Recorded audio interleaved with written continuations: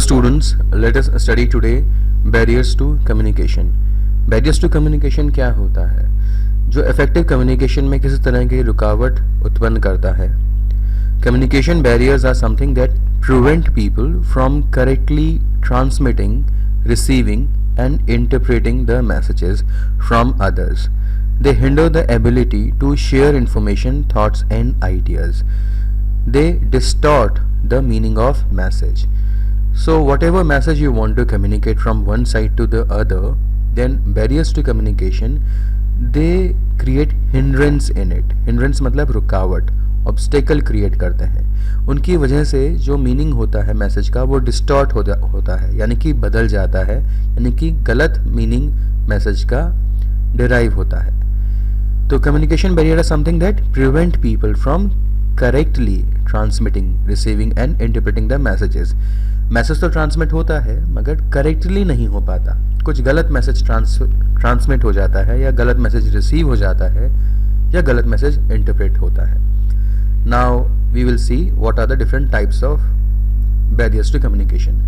The barriers to communication are of different types. Here are some of the examples: physiological barriers, physical barriers, cultural barriers, language barriers, gender barriers, interpersonal barriers, psychological barriers and emotional barriers. Let us do these barriers slightly in detail.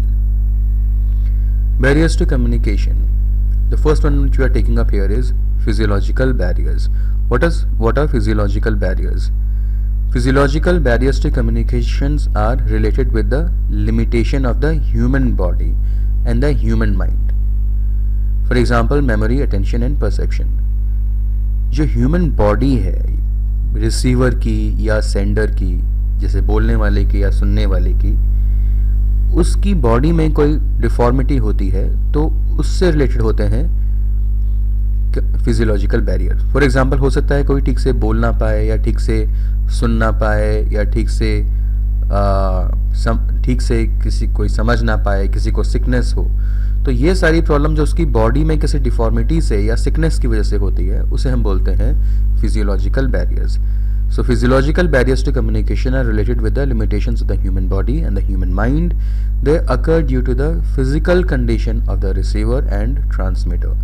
For example, problem in hearing or speaking properly. ठीक से कोई सुन या बोल नहीं पा रहा. Poor retention ability. किसी को कुछ ठीक से याद नहीं रह पाता, याददाश्त कमज़ोर है. Poor eyesight. ठीक से दिखाई नहीं देता, या sickness and ill health. These are all examples of physiological barriers. Next we are going to discuss here is physical barriers. What is physical barriers? Physical barrier is the environment and natural condition that work as a barrier in communication in sending message from sender to receiver. जो environment होता है या natural condition होती है, वहाँ पे अगर problem हो. फॉर एग्जाम्पल, अगर आप एक क्लास में बैठे हैं, वहाँ पर आप टीचर्स आपको पढ़ा रहा है, लेकिन उस टीचर यहाँ पे आपको पढ़ा रहा है और यहाँ पे आप एज ए स्टूडेंट यहाँ पे बैठे हैं, लेकिन रास्ते में अगर एक पिलर है जिसकी वजह से आपको क्लासरूम का बोर्ड दिखाई नहीं दे रहा, या टीचर ठीक से दिखाई नहीं दे रहा, या फिर टीचर बहुत दूर है, उसकी आवाज़ आप तक सुनाई नहीं दे रही आपको क्योंकि डिस्टेंस बहुत ज़्यादा है, या बैकग्राउंड में कोई बहुत ज़्यादा नॉइज़ हो रहा है, पीछे कहीं जनरेटर चल रहा है, या फिर कोई डीजे का डांस पार्टी हो रही है आपके आस पड़ोस के माहौल, उस स्कूल के प्रमाइसिस में. तो इन सब चीज़ों से जो बैरियर्स होते हैं, इन सब चीज़ों से जो शोर होता है, उसकी वजह से आप मैसेज ठीक से समझ नहीं पाते हैं, मैसेज आपको ठीक से सुनाई नहीं देता या दिखाई नहीं देता है, इसी को बोलते हैं physical barrier. So physical barrier is the environmental and natural condition that work as a barrier in communication in sending message from sender to receiver. Example, organisational environment. जो ऑर्गेनाइजेशन है उसका एनवायरमेंट, या interior work space design problems, या technological problems and noises are parts of physical barriers. For examples, problems in technology. अभी अगर online classes आप लोग ले रहे हैं और अगर स्टूडेंट्स का कई बार इंटरनेट वीक हो जाता है, तो वो इंटरनेट वीक होना that is also a type of physical barrier. या जैसे अभी हमने एग्जांपल दिया कि अगर बैकग्राउंड में ट्रैफिक नॉइज़ बहुत ज़्यादा है जिसकी वजह से आपको मैसेज सुनाई नहीं दे रहे, या फिर जो बोलने वाला है उसे ठीक से फीडबैक नहीं मिल रहा, तो उसे भी हम बोलेंगे इस types example of physical barrier. Next we will discuss cultural barriers. What are cultural barriers? यहाँ पे गलत लिखा गया फिजियोलॉजिकल बैरियर. तो next we will discuss what is cultural barrier. So what are the different sources of cultural barriers? Language is a source of cultural barrier. जैसे कि अगर आपको एक तमिलनाडु के, आप मान लो हरियाणा से, आपको हिंदी बहुत अच्छी आती है और आपको एक तमिल पर्सन से बात करनी है, उसे सिर्फ तमिल आती है, तो वहाँ पे एक लैंग्वेज एक एग्जांपल हो जाएगा कल्चरल बैरियर का. या फिर कई बार एक डायलेक्ट्स में भी डिफरेंस आ जाता है. जैसे कि डायलेक्ट्स मतलब बोलियों में, जैसे यूपी बहुत बड़ा स्टेट है, वेस्टर्न यूपी की जो बोली होती है वो ईस्टर्न यूपी की बोली से बहुत अलग होती है. तो जो डायलेक्ट्स का डिफरेंस है, it also creates a barrier in communication. Now cultural norms and values example, meaning of physical proximity is different in different cultures.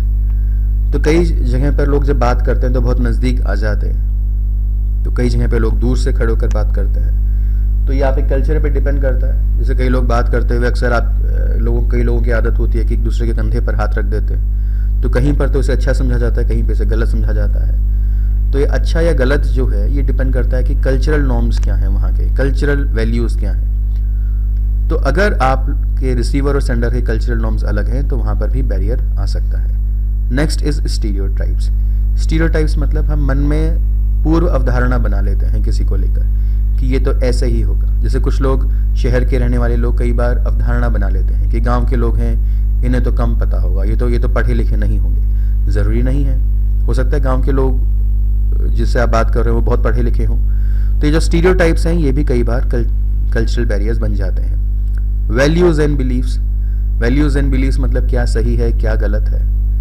जैसे कुछ लोगों को हो सकता है लगे कि नॉनवेज खाने से, जो वेजिटेरियंस होते हैं उनको लगता है कि नॉनवेज फूड से सिकनेस हो सकती है. अब ये साइंटिफिकली ये बात सच है या नहीं है वो एक अलग चीज़ है, लेकिन कई बार आपके जो वैल्यू सिस्टम होता है, आपकी डाइट को लेकर या आपके बोलने के तरीके को लेकर, इससे भी बहुत फ़र्क पड़ जाता है बैरियर सिस्टम में. ऐसे यहाँ पे एक बॉडी लैंग्वेज और जेस्चर्स है, ये भी एक कल्चरल बैरियर का एग्जांपल हो सकता है. जैसे वैल्यूज़ एंड बिलीव्स का एक एग्जांपल आपको और देता हूँ, जैसे कि, और वो बॉडी एंड लैंग्वेज में भी फिट आएगा. जैसे कुछ सोसाइटीज़ में, स्पेशली से अपने इंडिया में ट्रेडिशनल सोसाइटी में, when you meet an elder person you bow down and touch the feet of the other person. आप दूसरे इंसान के पाँव छूते हैं अगर वो आपसे उम्र में बड़ा है या सीनियर पोजीशन पर है. अगर आपके बहुत बड़े टीचर हैं या फिर आपके घर में कोई बड़ा है तो आप उनके पाँव छूते हैं. अगर आप पाँव नहीं छूते तो फिर it is considered a disrespect. लेकिन वेस्टर्न सोसाइटी में ऐसा कुछ नहीं है. वेस्टर्न सोसाइटी में हो सकता है आप हैंडशेक करें. तो इस तरह से जो कल्चरल नॉर्म्स होते हैं उनमें कई बार डिफरेंस आ जाता है, हमारी वैल्यूज़ एंड बिलीव्स में डिफरेंस आ जाता है. उसके अकॉर्डिंग हमारी बॉडी लैंग्वेज और जेस्चर्स भी बदल जाते हैं. और अगर हम सामने वाले के कल्चरल नॉर्म्स को नहीं समझ पाते तो कई बार फिर बैरियर्स आ जाती है. तो इसके लिए ज़रूरी है कि जो रिसीवर और सेंडर है, रिसीवर एंड सेंडर मतलब जो मैसेज भेज रहा है, रिसीवर मतलब जो जिससे मैसेज मिल रहा है, वो दोनों एक दूसरे के कल्चर को समझें और उस कल्चर के अकॉर्डिंग वो समझ लेंगे तो फिर वहाँ पे कल्चरल बैरियर्स थोड़ा कम आएंगे. अब व्हाट इज़ कल्चर? अगर कल्चर की बात करें तो culture is defined by the shared manners. Shared मतलब कल्चर कभी एक अकेले इंसान का नहीं होता, हमेशा ग्रुप में होता है लोगों का. जैसे किसी पूरे गांव का होगा, पूरे एक स्टेट का होगा. कल्चर हमेशा शेयर्ड होता है, किसी अकेले इंसान का नहीं होता. Culture is defined by the shared manners, customs, beliefs, rituals, ceremonies, laws, ideas, thought patterns, art, tools, social institutions, religious beliefs, myths, legends, knowledge, values, a concept of life, moral ideals, accepted way of behaving and so on. ये culture की definition है. मतलब culture में सब कुछ ही आ गया, manner से लेकर कस्टम से लेकर बिलीफ, सब कुछ आ गया. अब कल्चरल बैरियर तब होता है जब जो सेंडर और रिसीवर है उनका कल्चरल बैकग्राउंड अलग अलग है. मतलब जो जिस बैकग्राउंड से वो आ रहे हैं उनका कल्चर अगर अलग अलग है तो फिर वहाँ पे कल्चरल बैरियर होने की संभावना काफ़ी ज़्यादा हो जाती है. सोर्सेज ऑफ कल्चरल बैरियर ये हमने अभी देखा, language, cultural norms and values, stereotypes, values, beliefs and body language and gestures. So next we will see how to overcome cultural barriers. How can we overcome cultural barriers? We can overcome cultural barriers when we avoid frame of reference. मतलब हमें frame of reference होता है कि हम हर किसी को इससे compare करते हैं, किसी एक चीज़ से कंपेयर करते हैं वो। जैसे कि मान लो आपने एक फ्रेम ऑफ रेफरेंस बना लिया कि जो इंसान पाँव छूता है वो अच्छा है और जो पाँव नहीं छूता वो डिसरिस्पेक्टफुल है। तो ये जो फ्रेम ऑफ रेफरेंस ऐसा हमें नहीं बनाना चाहिए, क्योंकि हमें ये सोचना चाहिए वो जिस कल्चर से आ रहा है वहाँ का कल्चर क्या है। तो we should avoid frame of reference. We should use mutual language and science. ऐसी लैंग्वेज का यूज करना चाहिए जो सामने वाले को भी आए। Ask questions and doubt. कभी प्रॉब्लम हो तो हमें क्वेश्चंस पूछ लेना चाहिए, कोई डाउट हो तो। Provide space for mutual respect. एक दूसरे की रिस्पेक्ट करनी चाहिए। Open to new ideas. नए विचारों को लेकर हमें ओपन होना चाहिए। मतलब we should not stop ourselves from receiving new ideas. Accept and adapt the different culture. जो डिफरेंट कल्चर है उसे एक्सेप्ट भी करें, उसे और उसके अकॉर्डिंग अपने आप को ढाल भी लें, अडेप्ट भी कर लें। Understand the context of communication. ये बहुत इंपॉर्टेंट है। कम्युनिकेशन किस कॉन्टेक्स्ट में हो रहा है उसे समझें। Avoid stereotype notions. Stereotype notion जैसे मैंने आपको बताया कि ऐसे स्टीरियोटाइप्स बनाना कि अगर कोई गांव का है तो उसे तो कुछ आता नहीं होगा, वो तो अनपढ़ होगा, ऐसे स्टीरियोटाइप्स नहीं बनाने चाहिए। या जैसे कोई लड़की है तो वो उसे ड्राइविंग नहीं आती होगी, गर्ल्स कैन नॉट ड्राइव, इस तरह के स्टीरियोटाइप्स हमें नहीं बनाने चाहिए। It is wrong to make such kind of stereotypes. Promote positive reception of cultural divergence. Divergence मतलब अलग अलग डायरेक्शन में कोई चीज़ जाती है तो डाइवर्जेंस बोलते हैं। तो ऐसे ही जब कल्चर अलग अलग किसी डायरेक्शन में जाता है, अलग अलग कल्चर होते हैं, तो उन सबको हमें पॉजिटिवली रिसीव करना चाहिए। We should not be closed about it. Learn about other cultures and their norms. हमें दूसरों के कल्चर्स के बारे में जानना चाहिए, समझना चाहिए। अगर आप हरियाणा के हैं तो आप जाइए, आप पता कीजिए कि वेस्ट बंगाल में लोगों का कल्चर क्या है, गुजरात में लोगों का कल्चर क्या है, आंध्र प्रदेश में लोगों का कल्चर क्या है। सिमिलरली अगर आप साउथ इंडिया के हैं तो आप नॉर्थ इंडिया के लोगों के कल्चर को जानिए, आप ईस्ट इंडिया के कल्चर को जानिए, हमारे जो नॉर्थ ईस्ट में स्टेट्स हैं उनके कल्चर को जानिए। इंडिया तो हमारा इतना बड़ा स्टेट्स है, इतना बड़ा कंट्री है, इतने सारे स्टेट्स हैं। We should try our best to know about the culture of all the states as much as we can, so that we can overcome the cultural barriers in communication in our life. Next we can talk about language barriers.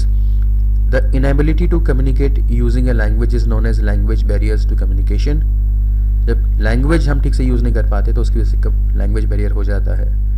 Communication becomes difficult in situations where people don't understand each others language. जाहिर सी बात है, अगर language ही समझ में नहीं आ रही आपको, बोलने वाला और सुनने वाला एक दूसरे की लैंग्वेज नहीं समझ पा रहा, एक हरियाणा से नॉर्थ इंडिया से है, एक तमिलनाडु से है, तो दोनों को एक दूसरे की लैंग्वेज ही समझ में नहीं आ रही, तो कम्युनिकेशन कैसे हो पाएगा।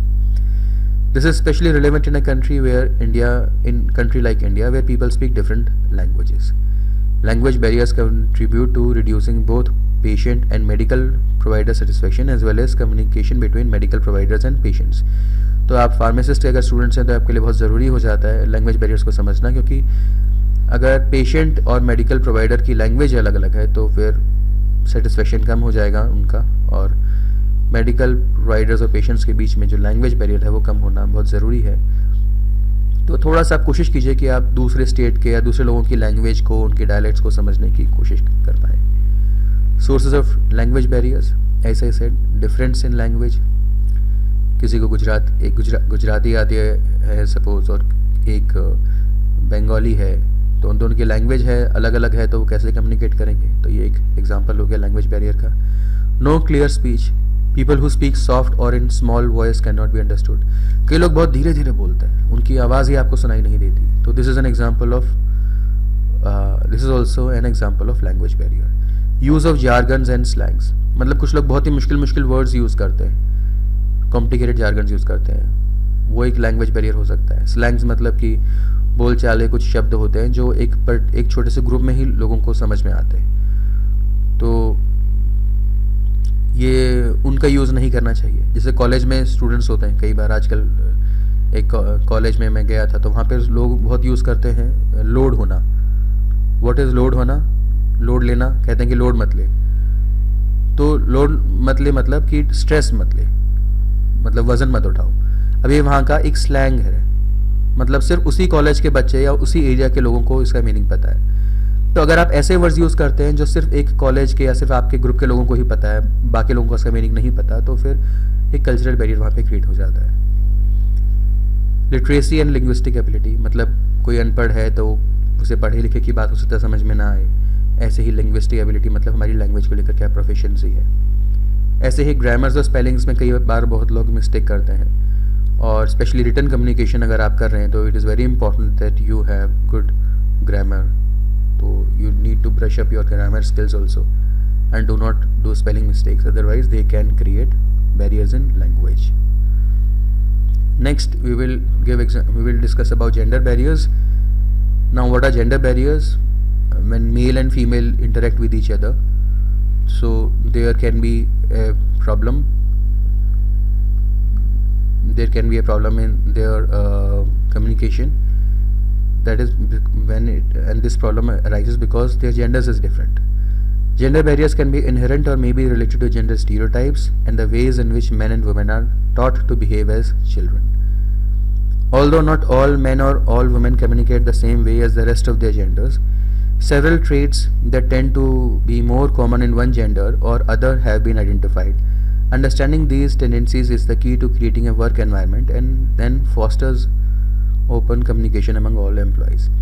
तो कुछ रिसर्च जो हुई हैं उन्होंने कुछ बताया है कि कैसे एक पर्टिकुलर जेंडर, कैसे फॉर एग्जांपल मेल्स एक पर्टिकुलर वे में सोचते हैं या बोलते हैं, या फीमेल्स एक पर्टिकुलर वे में कम्युनिकेट करती हैं। तो it is important that we understand those differences, and when we understand those differences then we will be able to overcome the gender barriers. Otherwise you will not be able to understand what the other person is saying. How to overcome gender barriers, कैसे gender barrier को overcome करें। Educate your team about gender and gender bias. अगर आप एक team में काम कर रहे हैं तो अपनी टीम के बाकी लोगों को बताइए कि जेंडर और जेंडर बाइस के बारे में उन्हें समझाइए, उनको एजुकेट कीजिए। Encourage diversity and work space, ये भी एक सही तरीका है जेंडर बैरियर को ओवरकम करने का। अगर आपकी टीम में गर्ल्स भी हैं, बॉयज़ भी हैं, देन नेचुरली फिर वहाँ पे जो डाइवर्सिटी होगी उससे आप लोग समझ पाएंगे कि दूसरे जेंडर किस तरह से सोचता है, किस तरह से बोलता है। आजकल एक और चीज़ आ रही है, ट्रांसजेंडर्स का भी इशू है। तो we should be open to accept communication with them, and we should also take care that communication barriers do not come in way. These barriers to communication do not stop us from communicating with transgenders, which are said to be the third gender. Next we will talk about interpersonal barriers. What are interpersonal barriers? Interpersonal barrier मतलब दो लोग आपस में बात कर रहे हैं, उन सब बाकी चीज़ें सेम है, एक ही लैंग्वेज है, लेकिन फिर भी आपस में बात नहीं करना चाह रहे, किसी का मन ही नहीं है बात करने का, या हो सकता है कोई बहुत ज़्यादा डिप्रेशन में हो, तो फिर आप ऐसे इंसान से कैसे बात करेंगे ठीक से। तो this is an example of interpersonal barrier. Lack of desire to participate, the lack of desire to participate in the communication process is a significant barrier. Lack of desire to explore मतलब कुछ नया पता करने की अगर किसी में desire नहीं है, यहाँ पे हमने देखा lack of desire to participate, कोई पार्टिसिपेट ही नहीं करना चाहता कम्युनिकेशन में। सेकंड पॉइंट हमने देखा lack of desire to explore, कोई एक्सप्लोर ही नहीं करना चाहता नए आइडियाज़ को। Unwilling to explore different ideas, opinions and priorities create communication barriers in every day in our life. A clear lack of desire to explore your views, opinions और ideas can be extremely frustrating। तो कई बार कई लोग होते हैं unwilling मतलब कोई hesitant है, कोई अनविलिंग का मतलब होता है ना चाहना, यानी कि नए नए आइडियाज़ के बारे में पता करने की इच्छा ना हो अगर किसी को, तब हम उसे बोलेंगे unwilling to explore different ideas. अब ये एक कम्युनिकेशन बैरियर बना देती है जिसे हम बोलते हैं इंटरपर्सनल बैरियर। ऐसे ही इंटरपर्सनल बैरियर का और भी एग्जांपल हो सकता है prejudices and bias, lack of team spirit. Team spirit मतलब कई बार होता है एक टीम में सपोज 10 लोग हैं, लेकिन उनमें से कोई तीसरे और पाँचवें नंबर के लोग हैं, ये दूसरों को लेकर बहुत ही जेलसी रखते हैं, जलते हैं, दूसरों से चिढ़ते हैं। तो फिर ऐसे लोगों से आप कैसे कम्युनिकेट ठीक से कर पाएंगे? उन्हें आप कुछ ही बोलेंगे तो वो उसका नेगेटिव इंटरप्रिटेशन लेके जाएंगे। तो फिर ये भी एक एग्जाम्पल हो जाता है। अब इसका सोल्यूशन क्या है? बहुत से सॉल्यूशंस हैं। यूज़ सिंपल लैंग्वेज, एक तो सिंपल लैंग्वेज में बात कीजिए। स्टे काम, अगर सामने वाला गुस्सा कर रहा है तो भी stay calm and provide feedback. So these are some of the issues related to interpersonal barrier in communication. Next is psychological barrier. What is psychological barrier? Psychological barrier of communication is the influence of psychological state of the communicators, sender and receiver, which creates an obstacle for effective communication. मतलब sender है और receiver है, तो इनके जो mind है, इनके जो माइंड में जो साइकोलॉजिकल स्टेट है, उससे रिलेटेड जो बैरियर्स होते हैं उसको हम बोलते हैं साइकोलॉजिकल बैरियर। जैसे हो सकता है कि रिसीवर अटेंशन ना के अंदर लैक ऑफ अटेंशन हो, मतलब he may not be able to attend on a particular topic, he may have poor attention, कि उसे आप कुछ भी बताओ वो भूल जाए। डिस्ट्रस्ट एंड डिफेंसिवनेस, वो यकीन ही ना करता हो आप पे, वो हर बात में अपने आप को डिफेंड यानी कि हर बात में अपना बचाव करने की सोचता हो। या फिर psychological disorders and poor mental health, यानी कि अगर रिसीवर का या सेंडर का माइंड ही ठीक से काम नहीं कर रहा, अगर उसके माइंड में कोई प्रॉब्लम है, साइकोलॉजिकल प्रॉब्लम है, तो इसकी वजह से भी बैरियर इन कम्युनिकेशन हो जाता है। Next example is emotional barrier. Emotions such as fear, nervousness, confusion, mistrust and jealousy, इस तरह के जो इमोशंस हैं affect communication process and create hindrance in effective communication. मतलब जैसे आपके अंदर कभी इमोशंस आ जाते हैं नेगेटिव, जैसे कि डर है, नर्वसनेस मतलब कि घबराहट, कन्फ्यूजन यानी कि आप समझ नहीं पा रहे क्या करें, मिसट्रस्ट मतलब किसी पे यकीन नहीं कर पा रहे, जेलसी मतलब किसी से ईर्ष्या कर रहे। अगर इस तरह के इमोशंस हैं तो ये भी कम्युनिकेशन प्रोसेस में बाधा उत्पन्न करते हैं और इफेक्टिव कम्युनिकेशन नहीं होने देते। For example, a person who is in a bad mood is likely to talk less और टॉक नेगेटिवली। अगर किसी का मूड खराब है तो वो इंसान या तो कम बात करेगा या बात करेगा तो वो कुछ बुरा ही बोलेगा। A preoccupied mind is not good at communicating. Preoccupied मतलब किसी के माइंड में अगर कुछ और ही बात चल रही है, he is not good at communicating. For example, when a person is angry he she might say things they regret later, यानी कि किसी को अगर गुस्सा आ रहा है तो हो सकता है वो गुस्से में कुछ ऐसी बातें बोल दे जो वो ना बोलना चाहता हो, जिसका उसे बाद में दुख हो। Even when listening to someone else speak, an angry person might easily interpret the message. तो you should try to understand the mood of transmitter. जो transmitter मतलब जो message transmit कर रहा है, message भेज रहा है, you should try to understand the mood of that person to accurately decipher the meaning of message, ताकि आप ठीक से समझ पाएं कि वो क्या मैसेज बोल रहा है। उसके मैसेज को ठीक से डेसिफर यानी कि ठीक से तोड़ने के लिए, ठीक से समझने के लिए ये ज़रूरी है कि आप उसके मूड को भी समझें। You should be sensitive to the emotions of listener while delivering your message. और इसी तरीके से अगर आप सेंडर हैं और आप कई लोगों के आगे बोल रहे हैं तो ये ज़रूरी है कि आप उन लोगों में सबके या किसी एक के सबके इमोशंस को समझें। आप समझें कि वो किस सिचुएशन से गुजर कर आ रहे हैं। अब यहाँ पे एग्जांपल देते हैं। मान लो आप एक डॉक्टर हैं और आपके सामने एक पेशेंट है।